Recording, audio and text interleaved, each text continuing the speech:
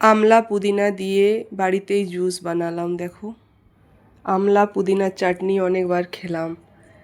এর আগেও একবার আমি বানিয়েছিলাম জুস আমলা পুদিনা দিয়ে, খুব সুন্দর হয়েছিল। তাই এবার ভাবলাম তোমাদের সাথে শেয়ার করি। দেখো, আমি আমলা ধুয়ে নিয়ে নিয়েছি আর এগুলো সব কেটে পরিষ্কার করে নিয়ে নিয়েছি। এগুলো মিক্সিতে আমি সব পিষে নিব।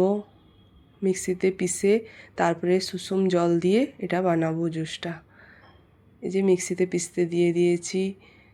এই জুসটা আমরা আগেও একবার ব্যবহার করেছিলাম। এটা এমনি রেখে আর সকালবেলা একটু গরম জল দিয়ে 2 চামচ দিয়ে খেলে খুবই উপকার পাওয়া যায়।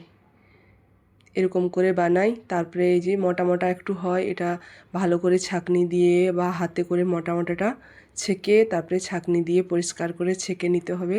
খুব সুন্দর হয়, খেতে খুব ভালো লাগে, মানে দোকানের জুসের মতোই হয়ে যায়। দেখো, পাতলা হয়ে গেল, কি সুন্দর ছাঁকনি দিয়ে ছেঁকে নিয়েছি। খুবই উপকারী হয়, মানে উপকার পেয়েছি তাই শেয়ার করলাম।